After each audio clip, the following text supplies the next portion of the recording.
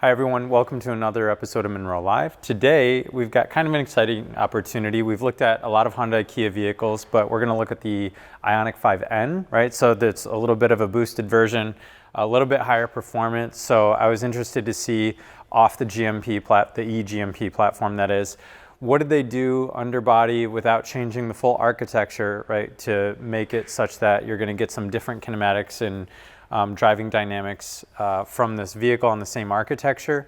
And then also, how did they do so from a cost efficiency perspective? If you don't know a lot about Munro, we are highly cost centric, right? So we're definitely looking at engineer design, we're looking at cost reduction opportunities, but we're looking for elegance in the design as far as what is the shortest distance from A to B as far as a cost path perspective, right? How do we take out cost and yet maximize the performance and the execution of a particular vehicle? So with Hyundai on a platform, they've got so many vehicles dedicated to this. One of the things that I'll be trying to take us through today is something that I would refer to as scar mass on a platform.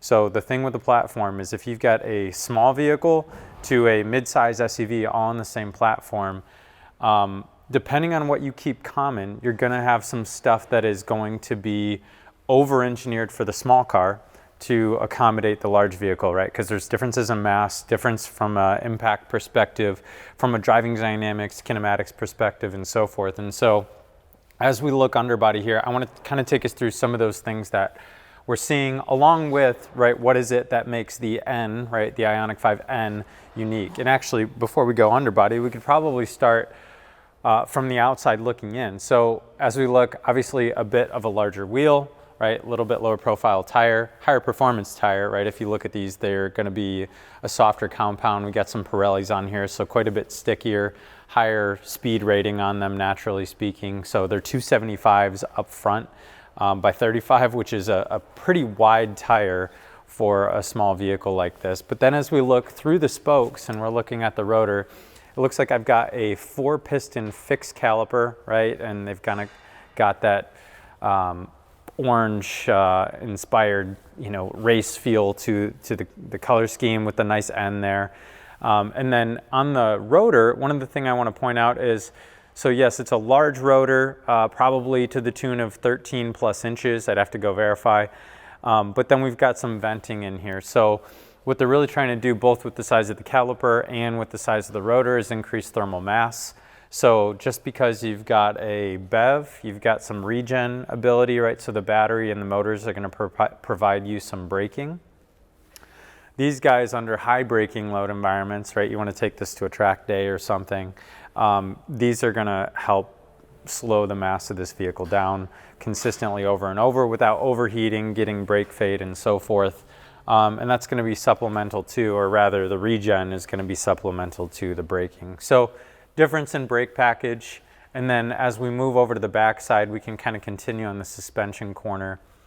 We're seeing a vented heat shield on the back, and then the other thing that we're seeing on this vehicle that's really going to help from a driving dynamics perspective is, and what I like about this actually is it's both better from a driving dynamics perspective and is also a not super costly way to get some more performance out of a suspension. So what I mean by that is if we look at this whole thing, it is a McPherson strut, so meaning the strut and the spring, the load carrying piece of the suspension, as well as the shock absorber are one assembly.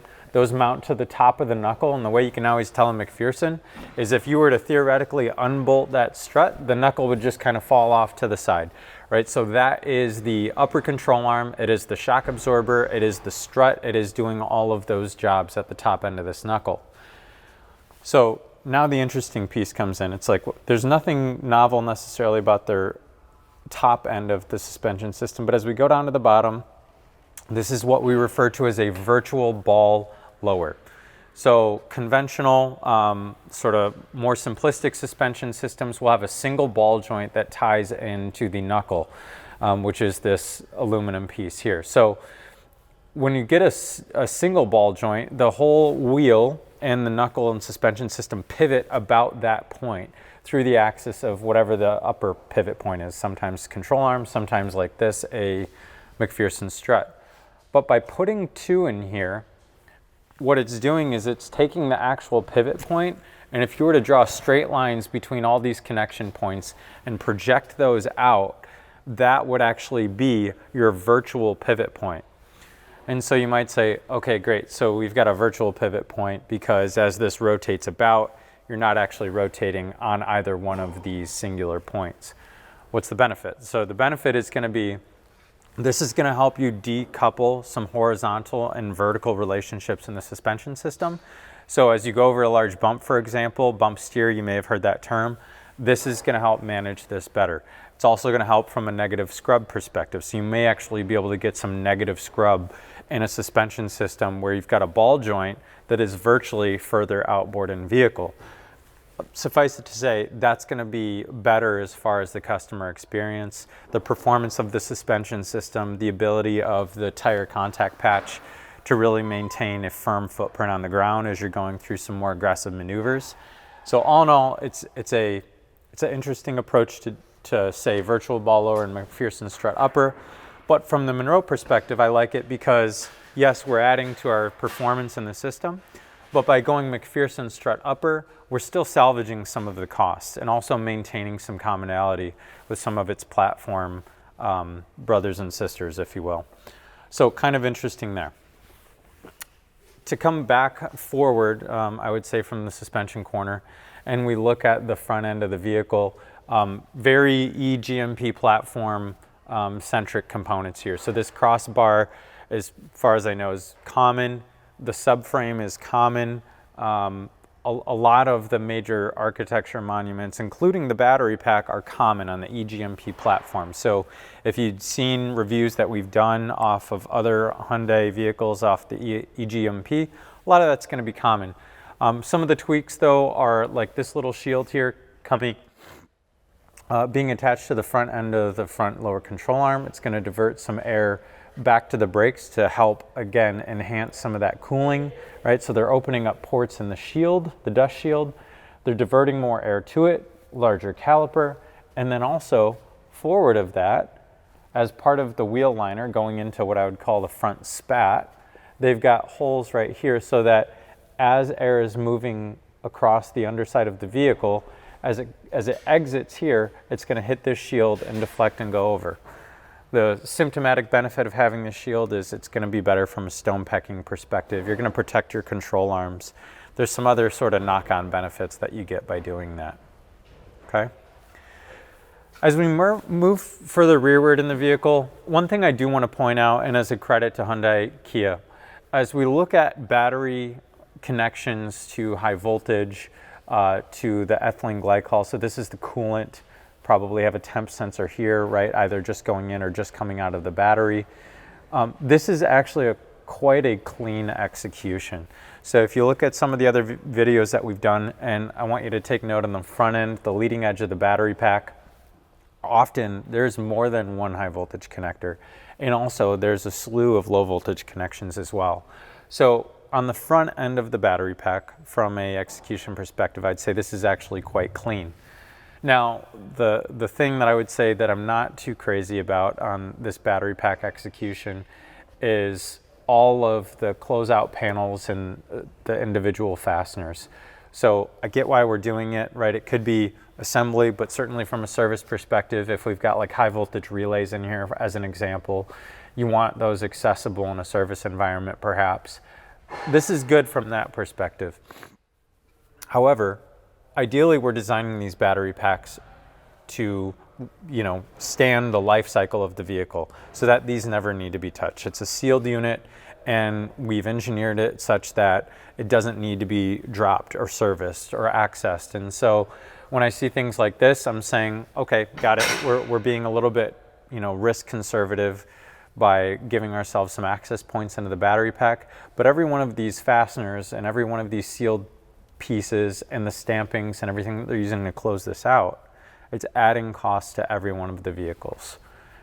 So not great from a lean design perspective, but certainly want to take, or recognize why we're doing this here. Okay. So as we move rearward, one of the things I want to point out structurally, and I'd have to harken back to the original IONIQ, but when you see this big strap right here, right, this is a pretty hefty stamping that's tying in the aft mounting point of the subframe to the body in white. This is going to help stiffen this whole joint. And you might say, okay, great, what is that going to do? So as we look at the rear portion of the lower control arm setup on the front suspension, as you go over a pothole or a big bump, or you're really loading up a suspension corner, all of those loads are going to translate directly back into this subframe.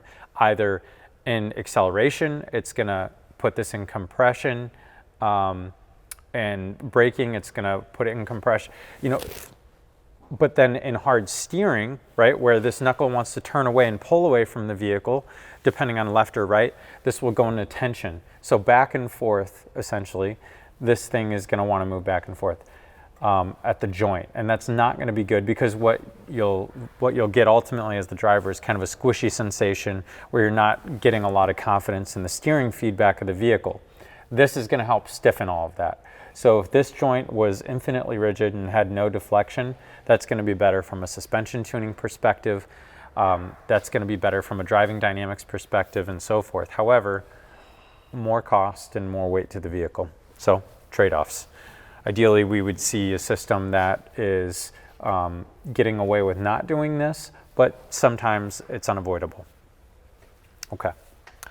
As we move rearward in the vehicle, relatively conventional sill setups as we've seen on the other vehicles. So pretty large body in white section around the pinch welds here, this flange between the inner and the outer body in white portions. Large extruded members on either side of the battery pack, with bolts all going up in the Z-axis. So it looks like the lion's share of the fasteners are all going through the sill. And then we do have a few sets of two, right? 1, 2, 3, 4, 5, 6, 7, 8 that are going through the battery pack to connect to portions of the body in white. So they do have what we would call peripheral mounting points as well as mid-pack mounting points. And really what that's going to do is create a structural joint between the battery pack, which if you don't have that, it's going to connect the body in white and the battery pack. So as the whole thing flexes and moves, right? This is a lot of mass. It's the heaviest singular item in the vehicle. It's the battery pack. It's going to keep that from moving and bouncing separately from the body in white. And it's really going to make this battery pack a structural contributor to the body in white. Versus if we just went around the periphery, you may actually get some deflection in the battery pack or the body in white in this mid portion. So this is really helping tie everything together. That being said, you know, the concern about going through the mid pack like this is, one, there's always the potential for more leak paths. So as we talk about water fording and going through puddles or, you know, heavy rain loads and things along those lines, you really do want to minimize your leak paths going into the battery pack. So this is all, I'm sure, welded tubes, there's closeouts, there's provisions, but nonetheless, something to be cognizant of as you go through the design process. As we move rearward in the vehicle, similar to what we saw on other GMP platform vehicles, Grace, if you want to swing around here, one of the trade-offs that we're making is we're not really leveraging all the potential packaging space. So as we look in this area specifically, so where the battery kind of hangs out and there's this pocket above here, yes, we're utilizing it for some thermal management, but we're trying to package so much battery in here that it's actually extending beyond what would be the C-ring of the vehicle. So one of the largest structural members, creating this like torsional hoop in the body in white. The battery pack is actually hanging out past that and attaching to one of the rear underfloor cross members. Ideally, you do a bit of a better job managing and utilizing all this packaging space, getting everything kind of tucked up closer to it. But when you've got a platform battery pack like this, this whole area is one of the key areas that you will see be modified and tweaked and adjusted for every one of the platform vehicles. So you might say, how do you go from a small D-segment SUV to a larger SUV 3-row, for example? Well, this is one of those areas that's going to change. The relationship between the body in white, position in X for those of you CAD spinners out there, and how it attaches to the rear cross members. So this is where some of that change is occurring at a platform level.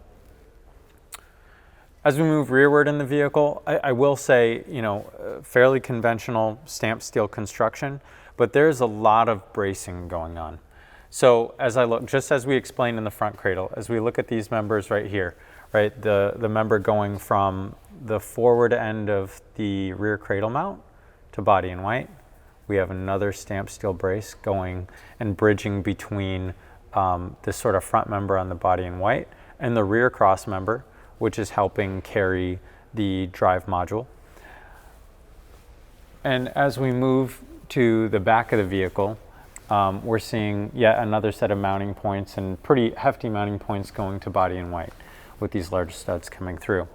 So all in all, it's not a incredibly costly way to do it, right? With all stamped steel, again, another cross member here, kind of tying all this stuff together. But there is a lot of mass here. So you look at the weight of this vehicle. The battery pack I mentioned is the heaviest thing. Well, there's a saying, right? Weight begets weight and cost begets cost. So when we add all this weight and cost from a battery pack, all the other suspension components, underbody components, crash mitigation components, right? Bumper beams and so forth. All that stuff has to grow or get more structural or what have you in order to manage all of that. So especially with a vehicle like the IONIQ 5N, which is going to have, you know, upwards of 600 horsepower, it's going to drive a lot of torque and forces into this rear suspension module, which is why, from a structural load path perspective, you're seeing them have to connect and sort of triangulate all of their suspension mounting points, both cross car and fore aft, and connect all of those to the body in white in order to keep this whole thing stable and in control. And also, right, trying to manage the massive amount of torque from the torque generator, right, the motor. So the drive unit is isolated and mounted to the rear cradle. It's got 3 mounting points, so that's good. They were able to get away with 3. A lot of folks are going to 4 mounting points, especially when we get in these high torque drive units, but they got away with 3, and it looks like a offset gearbox, just like we saw in some of the other Hyundai vehicles, meaning the center line and axis of the rotor and stator is going to be offset from that of the half shafts, right? The half shafts going into the hubs and the wheel ends. They are doing on this vehicle, it looks like the exact same assembly grace, if you want to swing around here.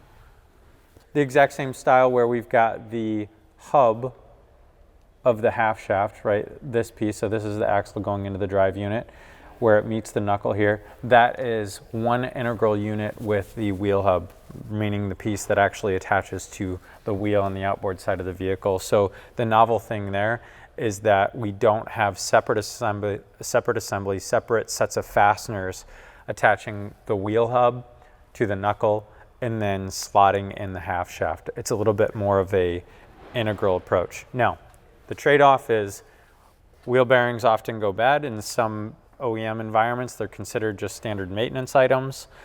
So when that goes bad on this one, there's no swapping out the wheel bearing, but rather the whole half shaft, presumably, because they're not attached in a way that they're serviceable necessarily. So trade-offs, but I would say from a piece cost perspective, in theory, this is a more cost-efficient approach than most others that we see, if the statement is true that you need a half shaft and you need a wheel hub, right?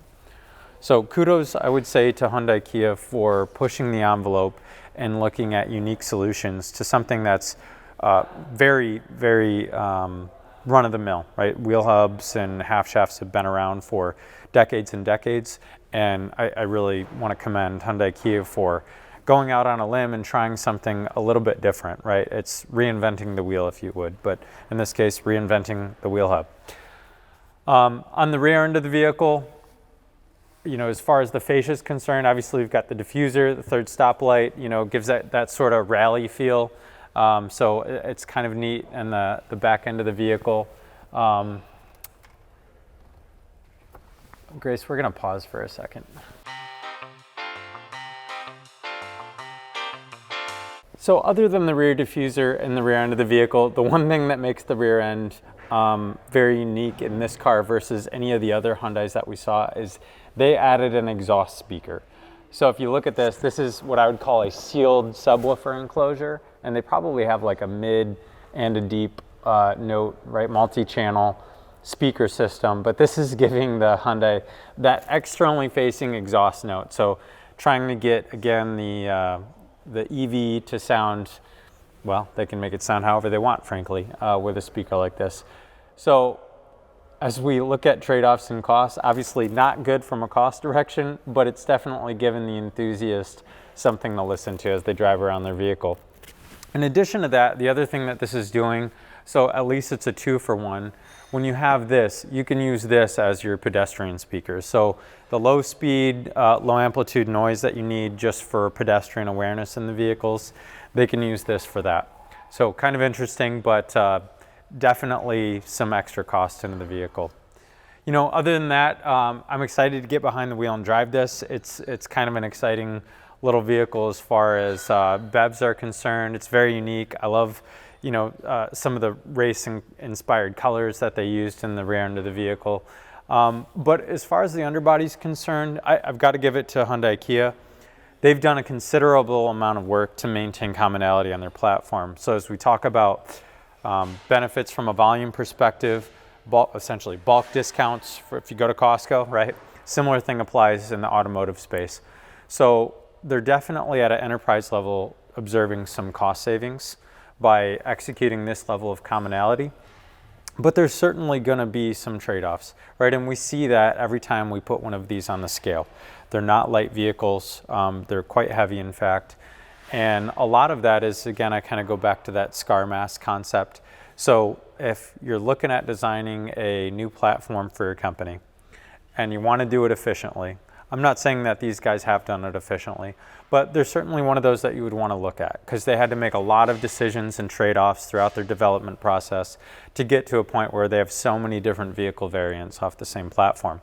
But if you want some help looking at this and monitoring costs throughout the life cycle, like the design process, feel free to reach out to us. We do a lot of that work on behalf of other OEMs to help guide from the outside looking in what is the right decision at what juncture, so as to make sure that we're not putting full belt and suspenders into vehicles, especially as it relates to cross-platform, right? How do we really make a platform that is going to be both efficient from a economy perspective, a mileage perspective, and so forth, but really Munro's going to come in and help from a cost perspective, right? Which often cost and weight ride tandem. So invariably we find that if we do enough in the way of cost reduction, the weight and the efficiency of the vehicle is going to improve as a result. So all in all, again, we're going to get this down off the lift and I'm going to go for a spin, but thank you for your time. If you want more information, reach out at sales@leandesign.com. Thank you so much.